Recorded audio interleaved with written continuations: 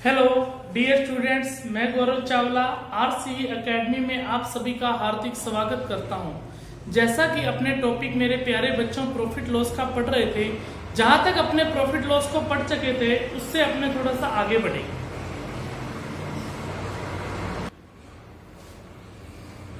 अपने काफी टाइप्स इसके कर चुके हैं, अब नेक्स्ट टाइप की ओर बढ़ते हैं। प्रॉफिट लॉस के अंदर वो नेक्स्ट टाइप कौन से हैं देखते हैं क्वेश्चन को। जैसे कि मैं पहला क्वेश्चन आपके सामने लिख रहा हूं कि नेक्स्ट टाइप है किसी वस्तु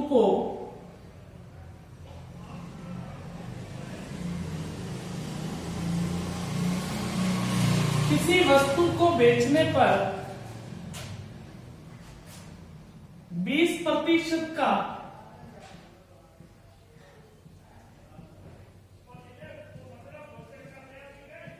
लाभ प्राप्त होता है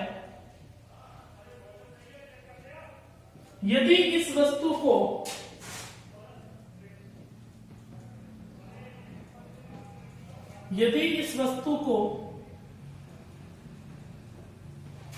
₹100 अधिक पर बेचा जाता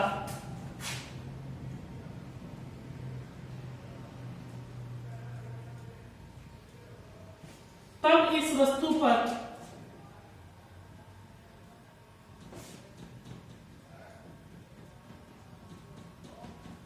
कितने प्रतिशत का लाभ प्राप्त होता। बहुत अच्छा क्वेश्चन है। ऐसा क्वेश्चन बहुत बार एग्जाम में पूछा जाता है। ये केवल प्रॉफिट लॉस का क्वेश्चन नहीं है, ऐसा टाइप को थोड़ा सा चेंज करके अपडेट करके प्रतिशत के अंदर भी पूछा जाता है और साधारण ब्याज के अंदर भी ऐसा क्वेश्चन पूछा जाता है। आप पहले क्वेश्चन को ध्यान से पढ़ें, क्या कहना चाह रहा है, फिर आप करके देखिए।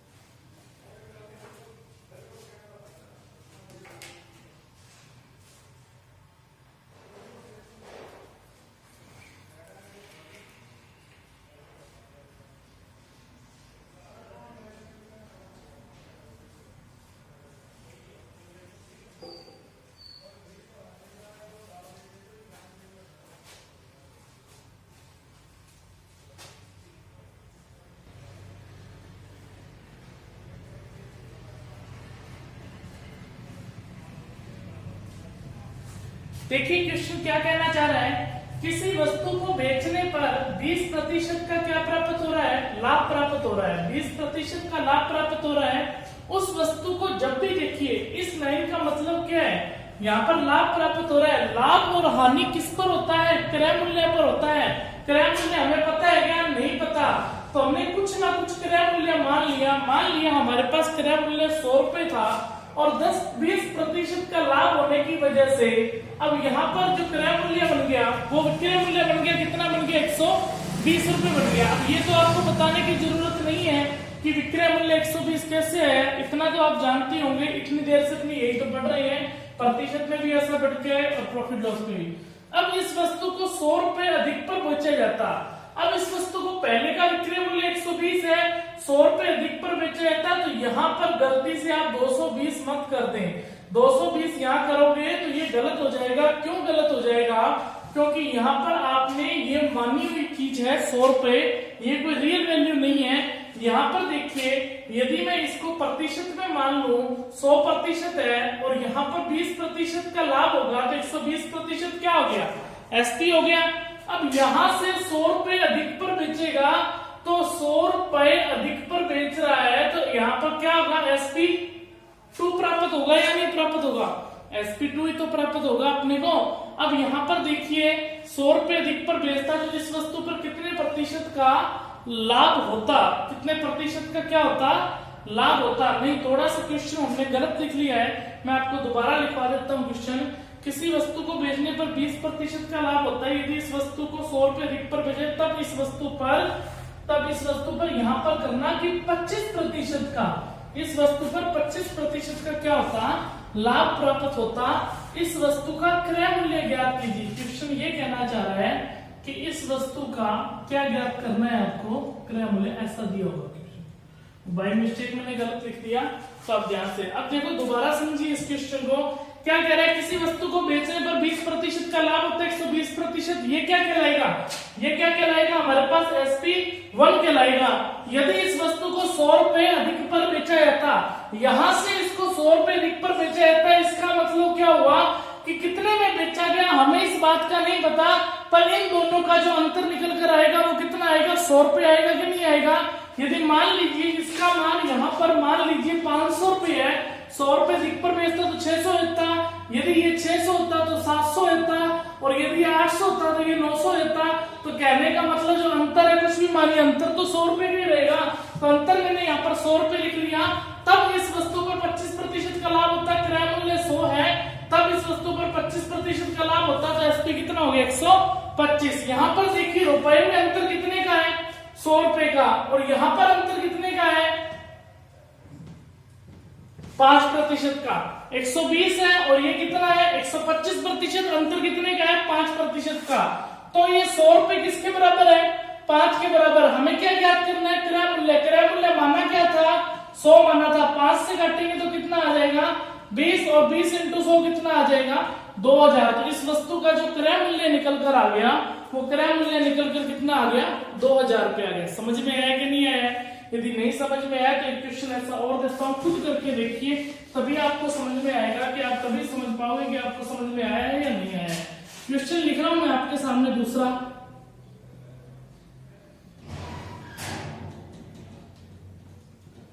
किसी वस्तु को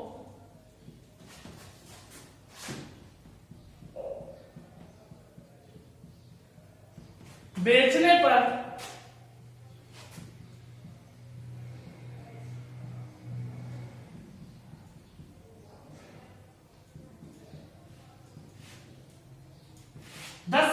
दस प्रतिशत की हानि प्राप्त होती है, यदि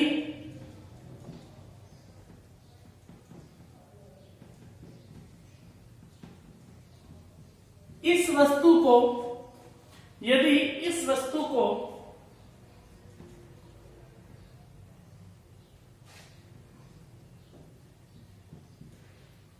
175 रुपए अधिक में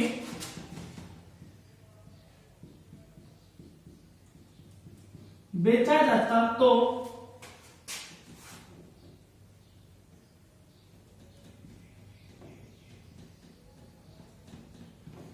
इस वस्तु पर 15% का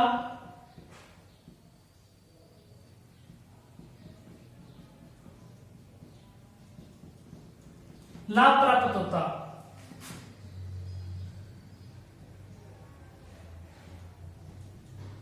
इस वस्तु का क्रय मूल्य ज्ञात करें।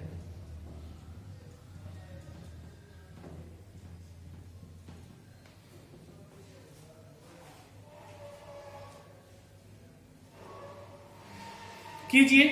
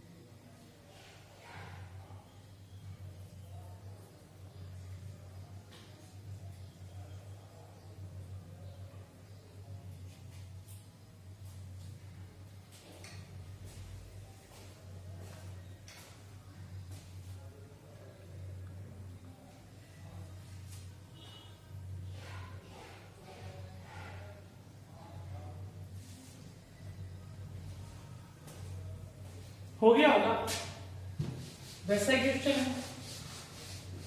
यदि देखो किसी को समझ नहीं आया तो इस क्वेश्चन के माध्यम से दोबारा समझो। किसी वस्तु को बेचने पर 10% की हानि प्राप्त होती है।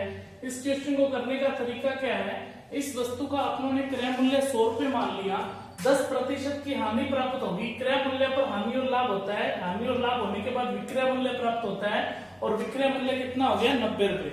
यदि इस वस्तु को 175 रुपए अधिक में बेचा जाता है, यहां से 175 रुपए अधिक पर बेच रहा है, कहने का मतलब क्या है, अब जो नया विक्रय मूल्य, अभी तक इस लाइन तक पढ़ रहे हैं, अभी तक अपने को नया विक्रय मूल्य पता नहीं है, पर नया जो विक्रय मूल्य होगा और जो पहले का विक्रय मूल्य होगा, इन दोनों के अंदर जो अंतर है वो अंतर कितने का है, 175 रुपए का है। इतनी बात समझ में आई। अब पढ़िए, इस वस्तु पर यदि ऐसा होता तो 15% का लाभ होता। लाभ और हानि किस पर होता है, क्रय मूल्य पर होता है। तो क्रय मूल्य हमारे पास 100 रुपए है, तो यहाँ पर देखिए तब विक्रय मूल्य क्या बन जाएगा, 115 रुपए। अब तो समझ में आ गया होगा सबको, बिल्कुल प्यार से समझाए आप। तो यहाँ पर देखिए दोनों का डिफरेंस है वो कितना है, 25 का डिफरेंस है। वो रियल वैल्यू कितनी है, 175। रियल वैल्यू तो हमेशा ही ऊपर रहती है। 175 किसके बराबर हुआ, 25 के। हमने क्रय मूल्य क्या माना है, 100 माना है। 25 से काटेंगे 7 आएगा, और 7 इंटू 100 कितना आएगा, 700 रुपए। और 700 रुपए इस वस्तु का क्या निकल कर आ जाएगा, क्रय मूल्य। यदि आगे ऐसा कभी पूछा जाता है कि इस वस्तु पर 10% की हानि होती है, लाभ होता, तब कितना विक्रय मूल्य बताइए, तो आप क्रय मूल्य आ गया, विक्रय मूल्य तो आप अपने आप से निकाल ही सकते हो। क्लियर है। अब इसी का एक वर्जन और है, ऐसे बोल सकते हैं अपने, ठीक है, मतलब कि इसी पे आप मॉडिफाई करके एक टाइप और बनाया गया है, उस क्वेश्चन को लिखता हूं।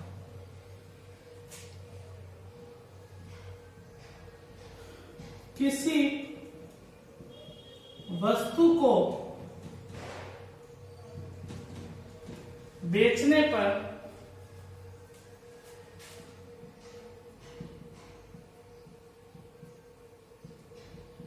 5% की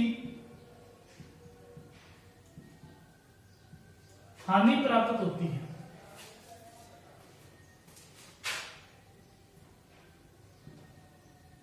यदि इस वस्तु को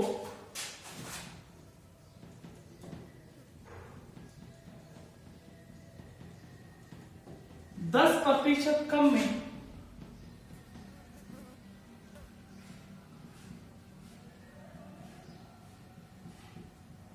खरीदा गया होता,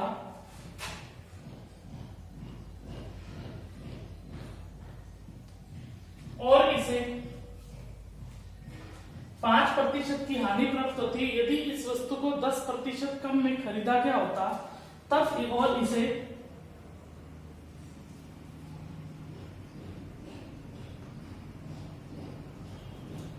169 रुपए अधिक में बेचा जाता है।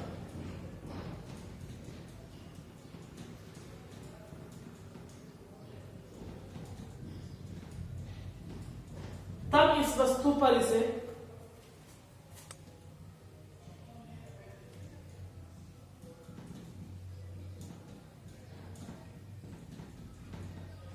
20% का लाभ प्राप्त होता है।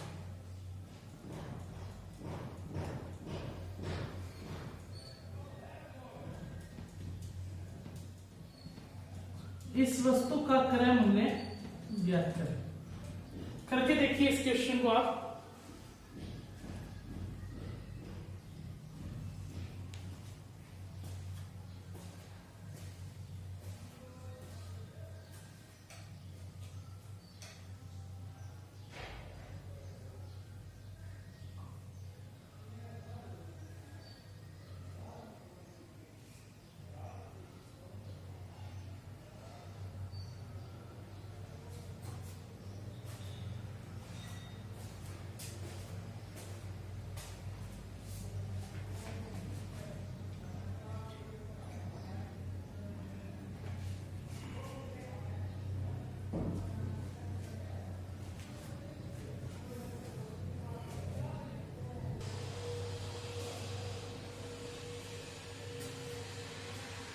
हाँ जी, हो गया होगा क्वेश्चन। देखिए इस क्वेश्चन को कैसे करना है, बिल्कुल आराम से समझाऊंगा, ध्यान से समझना इस क्वेश्चन को, फिर नोट कर लेना। किसी वस्तु को बेचने पर इस वस्तु का क्रय मूल्य 100 रुपए माना है, 5% की क्या प्राप्त होती है, हानि प्राप्त होती है। तो एसपी यहाँ पर हमारे पास कितना आ जाएगा, 95। इसको मैं SP1 नाम दूंगा, ठीक है।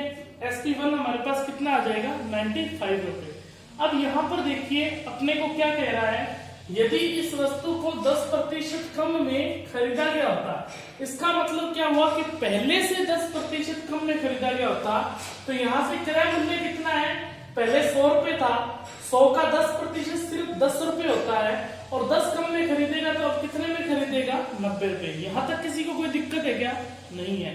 अब क्या कहता, और इसे 169 रुपए अधिक में बेचा जाता, तो इसका मतलब क्या हुआ कि पहले से 169 रुपए अधिक पे बेचा जाता, तो पहले से अधिक पे बेचा जाता, तो यहां से पहले से अधिक कितने में अधिक पे बेचा जाता, 169 रुपए अधिक पर बेचा जाता।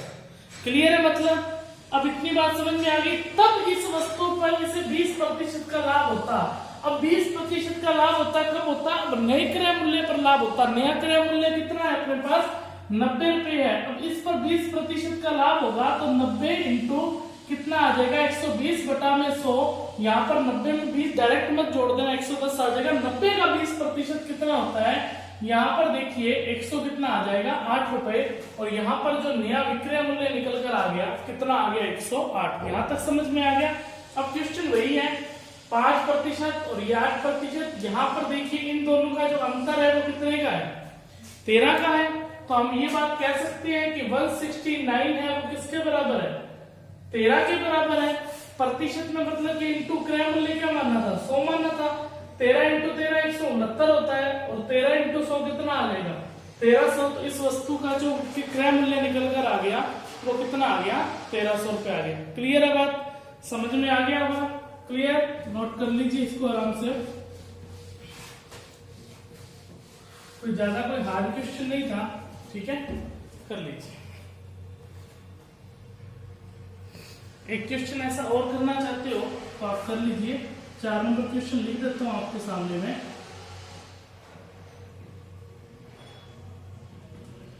किसी वस्तु को बेचने पर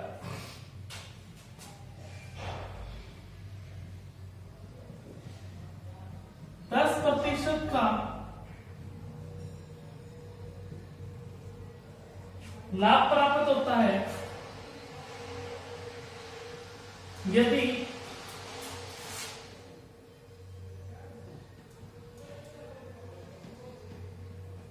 इस वस्तु को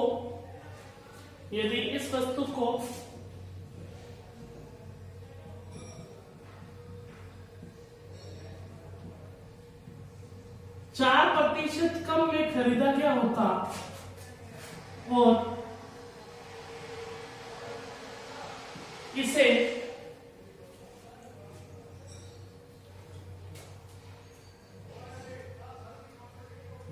40 रुपए अधिक पर बेचा जाता,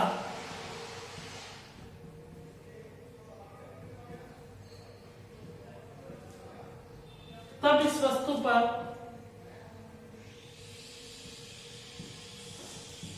16 से 2/3% का लाभ प्राप्त होता है।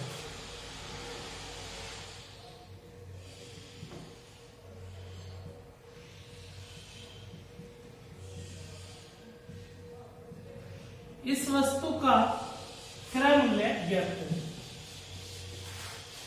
कीजिए।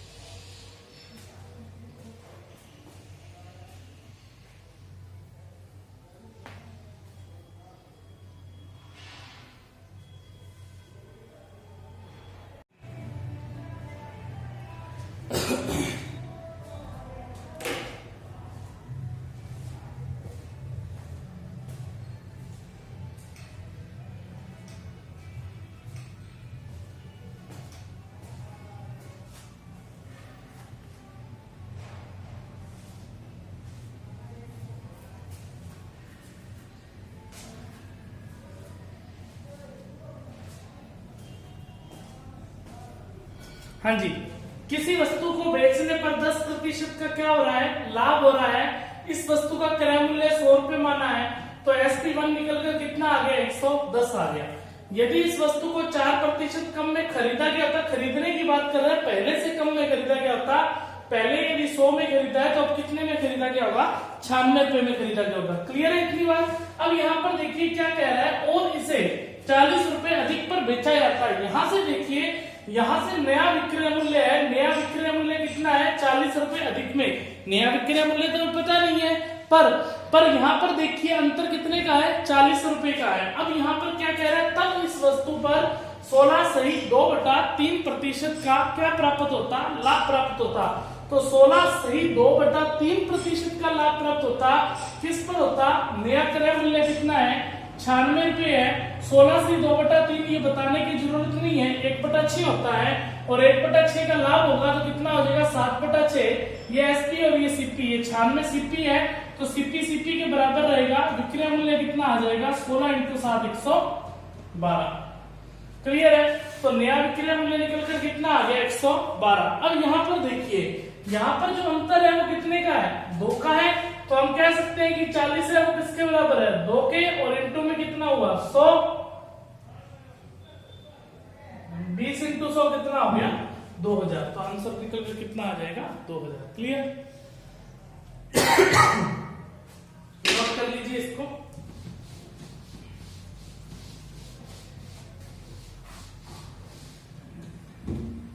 जो प्रॉफिट लॉस का एक सेक्शन है वो अपना कंप्लीट हो चुका है। अब प्रॉफिट लॉस का जो दूसरा सेक्शन है वो क्या होगा, जहां तक भी अपनों ने पढ़ा है उसके एक मिक्स कुछ टाइप बनते हैं, उस टाइप के बेस पर काफी क्वेश्चन पूछे जाते हैं।